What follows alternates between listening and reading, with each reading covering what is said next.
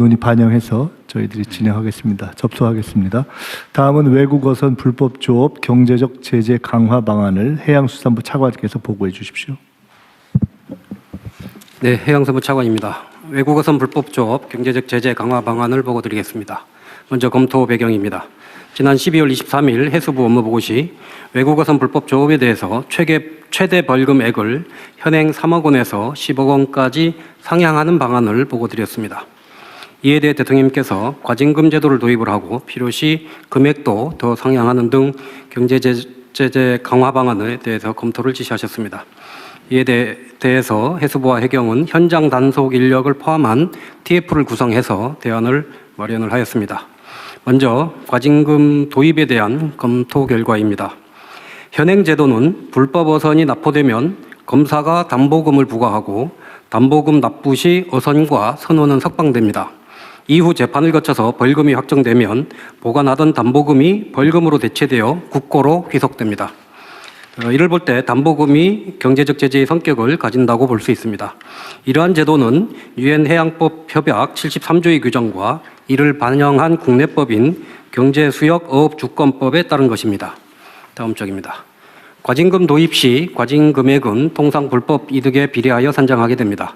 타 입법례에 따라 불법 어획물에 3 내지 5배의 과징금을 부과한다고 가정할 경우 과징금이 최대 1억 원 정도에 불과해서 벌금보다도 더 낮게 책정될 가능성이 높습니다.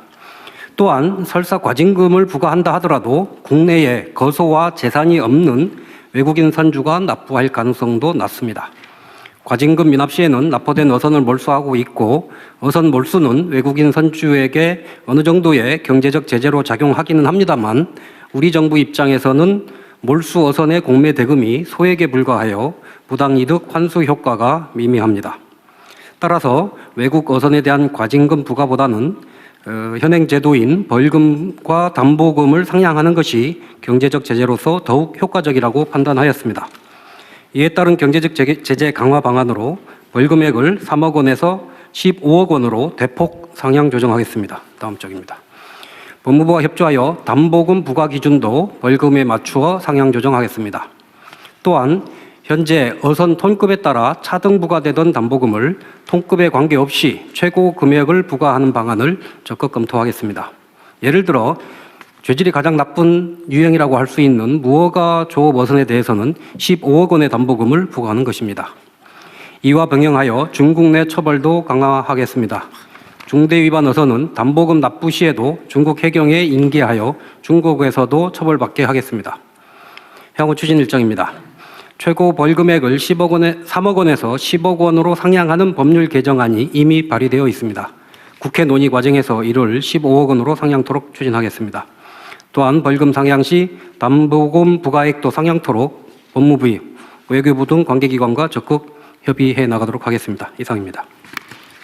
이게 지금 중국 불법 어선 문제는 중국 당국이 무슨 방임을 하거나 조장을 하거나 그런 건 아니라는 거죠? 최근에 많이 줄었습니다. 물론 근절되고 있다고 보긴 어렵습니다만 지난 한 몇 년간 추이를 보면 이제 그러니까 이게 중국 정부의 무슨 암묵적 방침이나 방임에 의한 것은 아닌 것으로 보여진다 그 말이잖아요. 네, 저희들 그렇게 판단하고 있습니다. 실제로 뭐 그런 것 같은데 중국으로 넘기면 실제로 처벌한다는 거잖아요. 그렇습니다. 최근엔 그렇게 하고 있습니다. 그런데 이게 벌금을 상한을 높이고 벌금 상한액에 해당되는 담보금을 내면 사람도 석방해 주는 거고 배는 응유하는 거죠. 배도 보내요. 담보금을 납부하면 배도 보내줍니다. 배도 보내. 예, 그게 국제해양법 협약. 실제로는 이제 뭐 벌금을 내든 말든 되돌아보지 않는 거잖아요, 그죠? 그러니까 실제로는 담보금만큼 벌금이 선고되고 그럼 몰수되고 이제 종결하는 거죠. 그렇습니다. 그래서 그걸 15억으로 올린다. 뭐 그건 뭐 그렇게 하시면 될 것 같고 담보금을 올리기 위해서는 어떤 조치가 필요해요? 그건 담보금이라고 하는 건 어디에 근거한 제도예요? 그거를 시행하는 과정에서 담보금이라는 것도 현 법을 고쳐야 되는 거 아닌가요? 대통령님 네. 오른쪽입니다. 네. 해양경찰 네. 직무대행이 말씀드리겠습니다. 네. 일단 그 이지어업법에 벌금을 상한을 해놔야 됩니다. 그러니까 그건 해야 되는데 담보금 상향은 지금 말이 없어서 이제 그거 법적 조치 없이도 법 개정 없이도 그냥 15억으로 벌금만 개정하면 담보금은 15억을 할 수 있는 거예요? 담보금은 그 법적 성격이 벌금에 해당됩니다. 그래서 이 제도는 이지어업법의 벌금액을 상한을 해주면 그 상한에 맞게끔 해양경찰이 대검하고 협의를 합니다.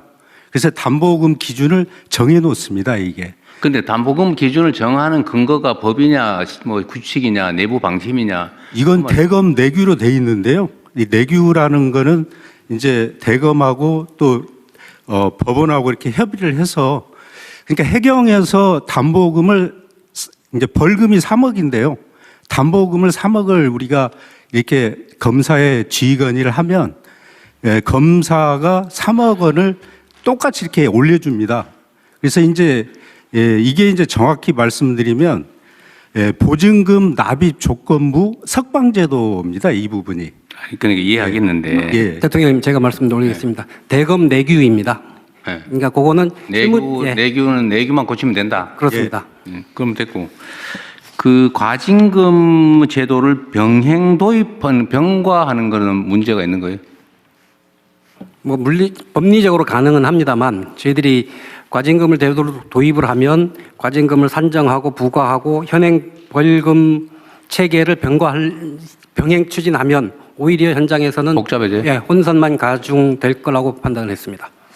근데 지금 중국 불법 어선들의 이제 규모가 통계적으로 대충 어느 정도 규모라고 나오겠죠.